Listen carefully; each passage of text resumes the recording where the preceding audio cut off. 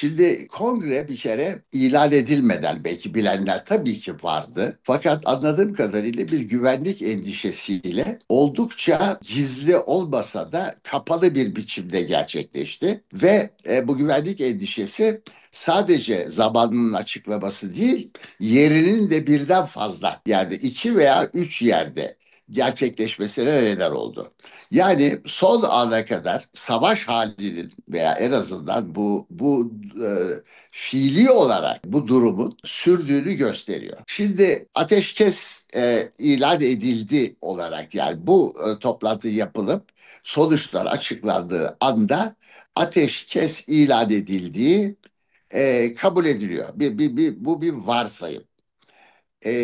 Herkes sonuç bildirgesine odaklanmış durumda. Çünkü çok bilinmeyen var. Yapılan kamuoyu araştırmaları hala bu konunun çözümünün geçmiş travmalara, tabii bu travmalar karşılıklı olarak yapılan fedakarlıklar, karşılıklı kayıplar, acılar üzerine değil. Hep tek taraflı acılar üzerine işte bir taraf haksızlığa uğramıştır, saldırıya uğramıştır. Anlayışı üzerine geliştirilmişti.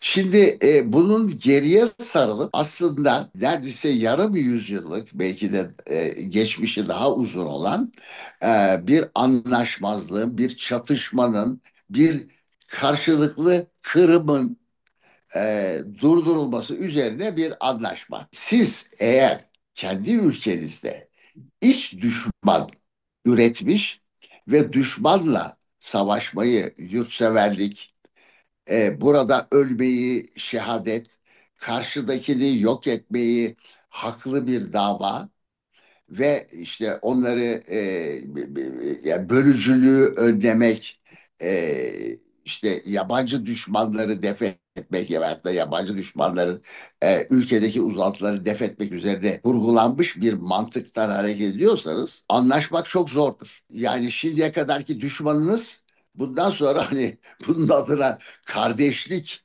projesi de deniyor ya. Yani düşmanınızın bir anda kardeş olması o kadar kolay bir şey değil. Şimdiye kadar katillerinizdi, bölücünüzdü, düşmanınızdı. Anlatabiliyor muyum? O yüzden bu iş duygusal olarak bir kere kolay olmayacak, toplumun hazırlanması gerekli. Niyet belirtiminde şöyle açık iki nokta var. Bir, bundan sonra biz yok olmuyoruz, silahlı bir örgüt olarak varlığımıza ve faaliyetimize son veriyoruz. Fakat siyasi bir varlık olarak devam ediyoruz ve siyasi mücadelemizi yükselteceğiz. Bu siyasi mücadele sadece Kürtlerin kazanımları için değil, Türkiye'nin demokratikleşmesi, çoğulcu, eşitlikçi, demokratik bir toplum olması için gerekli ve biz de burada üzerimize düşeni yapacağız. Ve birkaç vurgu var Türk siyasetinde öne çıkmayan. Bir, ekolojik şeyler, endişeler. İki, kadın özgürlüğü mesela. Üç, örgütlü toplumun siyasete katılması ve gençliğin rolü. Şimdi bunlara birkaç ciddi vurgu var. Bunların hepsi çok güzel. Eğer gerçekten bundan sonra adı ne olursa olsun e, yani başka bir ad altında siyasi bir varlık mı kazanır veya varlığını sürdürür? Demle birlikte başka bir çatı altında birleşerek mi sürdürür? Bunların hepsi muhtemel ve olabilir şeyler.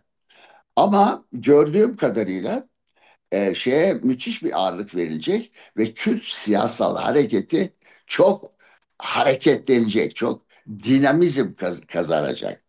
Bu da Türkiye'nin oldukça duraganlaşmış olan siyasetine bir hareketlilik kazandıracak ve umarım yani Türkiye'nin hukuk devletine dönmesine veya dönmesine diyorum orada bile sorunlarımız vardı. Bir hukuk devleti olmasına ve demokrasinin gerçekten artık evrensel ölçülerde bir demokrasi olmasına katkıda bulunur. Eğer bir terörist örgüt yoksa yani terörist olarak nitelendirilen faaliyetler olmayacaksa bu suçla damgalanmış mahkum edilmiş bütün o insanlar artık hapiste tutulması mümkün değil. Yani bir af olacak. Çapı ne olacak, kimleri kapsayacak onları bilmiyoruz. Yani ırza geçicileri, hırsızları, katilleri, uyuşturucu kaçakçılarını biliyorsunuz. Yani topluma ve bireylere zarar verenler hep affedilmiştir.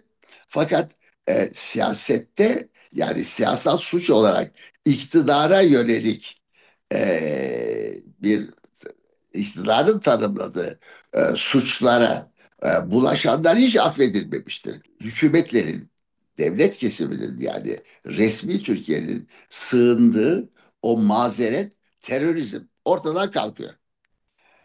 O yüzden terörizmle ilişkili bütün suçların da son bulması lazım. Şimdi bir af söz konusu. Şimdi bu af kimleri kapsayacak? Onları bilmiyoruz. Çünkü mesela kent uzlaşısı diye bir seçim ittifakı son derece masum nedenle insanlar içeri alındı ya. Yani şimdi bunu yapan iktidar e, bunun e, karşı tarafıyla yani diğer muhatapla şimdi uzlaşmaya gitti. O zaman ne olacak bu içeri alınan insanlar? Mazereti kalmayınca odadan kalkacaktır. Ondan sonra tabii vatandaşlık tanımı. Yani vatandaşlık tanımı artık etnik ve dinsel bir paranteze sıkıştırılmayacak. Yani bu sınırlar içinde var olan herkesin eşit olarak kabul edildiği yeni bir tanıma kavuşacak. Bu konuda da oldukça bir gelişmiş anlayış var. Fakat tabii buna çok direnenler var. Çok bilinmeyen bir denklem var. e, Bence kolay merhale aşıldı. Hiç kolay değildi tabii onu söyleyeyim. Kolay merhale aşıldı ama bundan sonra bizim alışık olmadığımız demokratik bir sürü yeni girdi. Türkiye'yi değiştirecek. Türkiye'nin buna alışması biraz zaman alacak.